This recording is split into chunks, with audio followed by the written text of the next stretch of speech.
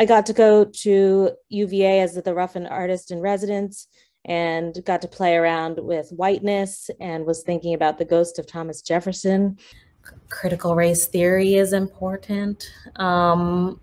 Looking at things from a frame that considers power dynamics and patterns. I was really interested in figuring out how interventions, like using my own body at sites like Monticello in Charlottesville, Virginia, could trouble and disrupt and kind of haunt the existing landscape in order to, in some ways, bring down some of these figures we put on pillars like Jefferson. And I was interested in substituting, like getting rid of this George Washington, statue. And again, the work is really about this idea of trying to unsettle something. So unsettling as in haunting, unsettling as in, continuing to keep something moving, unsettling as far as agitating. I was coming to understand feminism to mean, which is, covert resistance. Technology, while it has shortcomings and is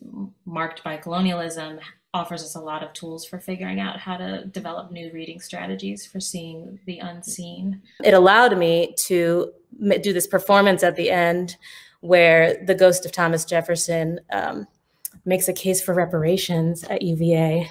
Another striking space there is the Jefferson family plot, which Jefferson is marked there by an obelisk. These things stolen from Africa that then become notable here in the US as, representing, just the dick in the sky. I think of her as a truly networked person who, for whom love was not, at the heart of this appropriative act, the rape, where, her autonomy gets taken and, her being possessed from birth. We need many more people living artful lives, doing other things, whether it's being nurses. I mean, seriously, more people in health professions, for example, need to think about the way art and the aesthetic and the